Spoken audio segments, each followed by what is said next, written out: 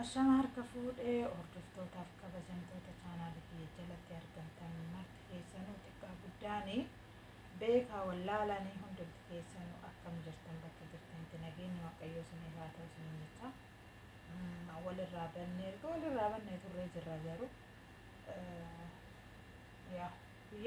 guyyaa tokko naa mijata jedhee tayyaada yoo rabbiin jedhe rakkoowwan jiru maraanii adda adda fagaannee yeroon biyyee jirus yeroon as jirus yaa guyyaa tokko rabbiin eeyyama isaanaaf kenna jedhee tayyaada.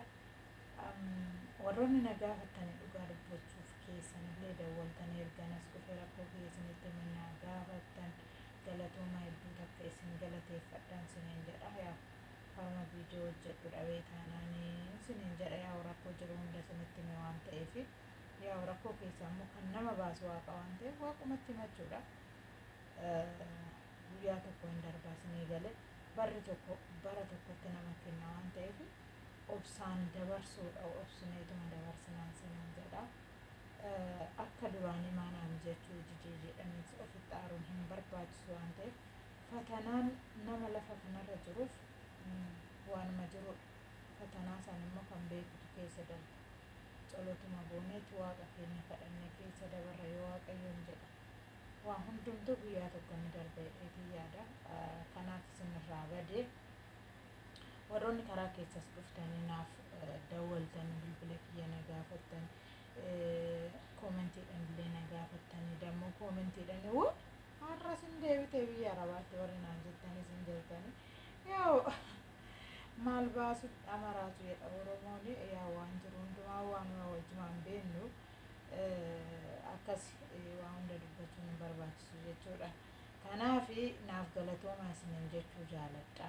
Baay'ee tokko isin jaaladha, isin kabaja. Umurii naaf dheeradha warroonni naaf cinqamtanii namni tokkos namni lama sadii afurisoo viidiyoo nama argee to'ii namaaf cinqame ani akka kootti hedduu takka akka nama waan guddaa tokkotti yaada jechuudha. Durumaayyuu qabee isinii galee namallee nan kabaja namnillee nan kabaja rabbiif galata haa ta'u jechuudha.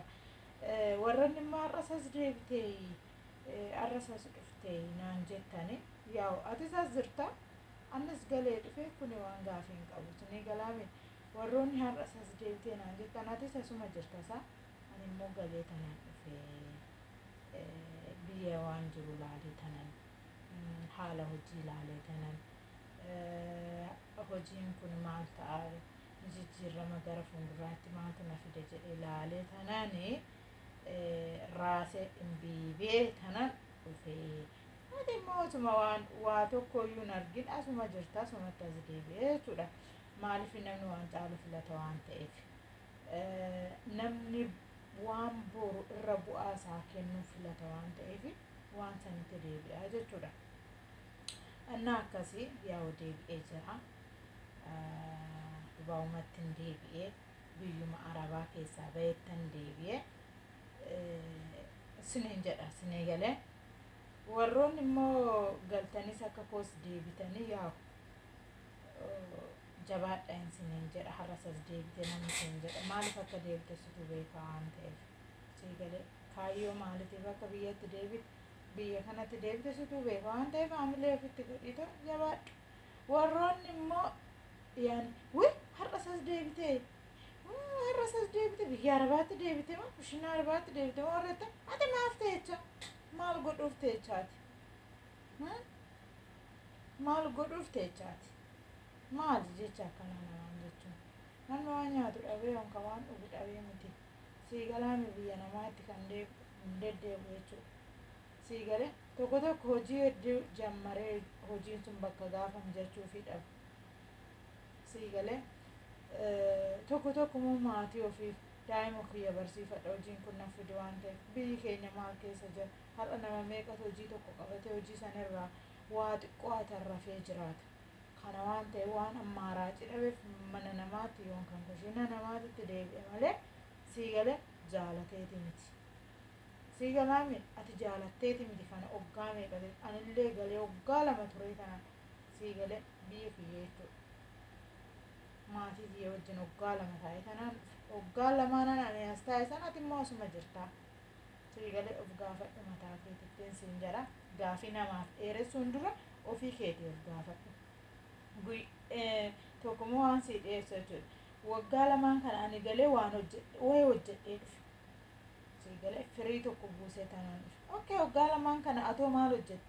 Lafa bittee moo mana bittee moo maal hojjette? Ani waan lafallee caalu waan manallee caalu afarra'ee tan dhufe. Okay, kanaafi gaafii akkanaa warroonni nama gaafatan dhugaa gadi ziq nama gootanii warri nama gaafatanii ofitti deebisaaf gaafadha. Sinii galee mataa kee gaafadhu waan siin jedha. Ana kan na beekutu na beeka. Maaliif akkan dhufe maal gochuuf akkan as deebi anatu of beeka. Nan gaafatin isa ani maaf dhiisii gaafii dhuftee baga nagaan dhufte jabaadhu. Namaan jedhama malee akka kana namaan hin jedhamu. Yoo dandeeche aamilee namaa ta'uu yaadu. Jabaadhu namaan jedhu waa kiisha kee keessaa baastee namaan kennuurra namni afaan waaqayoo waliif kadhate baay'ee barbaachisaadha. Kanaaf namoonni jechoota akkasii of keessaa qabdan of keessaa haqaayi. Ansinin jedha. Namoonni immoo galtanii ganaan galee ammas deebi'a namni maallaan jedha. Riyaan kiyya maallaan jedha. Maatiin kiyya maallaan jedha. Maatiin kee jireenya keellee miti. Riyaan kee jireenya keellee miti. Jireenyi kee jireenyuma keeti. Sii galee waan siin guunne sana fayyaa qabaattee too'ii hojjetachuun homaa waan nama saalfachiisu hin qabu. Sii galee waggaa 60 waggaa 70 deebi'u hojjedhu kan barbaaddu hojiidha jijjiirramuudha waan ta'eef. Sinii galee kanaafi warroonni ija cunuunfatanii dunuunfatanii yookaan cunuunfatanii namatti deemtan ija keessan banadhaa jecharraan siniin jedha. Innaa akkasinaaf galatoomaan dhumti keessanuu haga dhumaatitti si wajjinan jira. Warri galuu barbaadanis galaatoo koottaa warri maatii keessan laalatoo raftii fudhadhaatoo daa'ima qabdan daa'ima keessan laalatoo yoommoo daa'ima da'uu barbaadde deemi koottaa akkanaa kanatti yeroo aduun jirtu kaadhu hoggaa haatee jirtu nyaadhu jedha Oromoon. Sii galee haadha keetitti kana haadha abbaa manaa keetti daa'ima kee kennadhu tokkootu ta'u hojjedhu kalaas birriidhaan kan barbaachisu. Atis bira iraatte daa'imni guddatta atis biraa deemtee daa'imni guddata kana dantaa ittiin godhin sii galaame garuu inni guddaan ati jabaachuudha mataan kee ejjennoo godhachuudha sii galaame hamma daa'imni sun sii guddeetutti immoo ati waa tokko hojjettaa jechuudha. Sii galee karaa lamaanuu biizinasii hojjechuu jechuudha. Innaa akkasii siniin jedha naaf galatoomaa hundumti keessanuu jajjabaadhaan siniin jedha. Warroonni galtanii dhuftanii akkaanaatitti abshirin siniin jedha mataan keessan ol qabadhaa jabaadha hojjedha. Ani immoo fatanaa hedduun argee ergan dhufe yaa tamiskiin galata rabbii wayifuu na agarsiise waaqan komadhu kanaaf akkasii siniin jedha. Kutattuu ta'a jabaadhaan siniin jedha. Turtii gaarii siniif haa ta'u. Video kiyya immoo laayikii godhaa sheer godhaa. Okay, please ijoolleen duraa walirraa banne walitti deebine wal guddisnaa. Siniif mijate komentii jalatti guruppii humnaa yookaan immoo yeroo liivii seentan minaamin anarratti sheer godhaa lakkoofsa keessan naa kennaa yookaan immoo kiyya warri na gaafachuu barbaadanis isinii kennaa yookaan keessan naa kennaa walitti deebisnee wal guddisnaa siniin jedha. Turtii gaarii.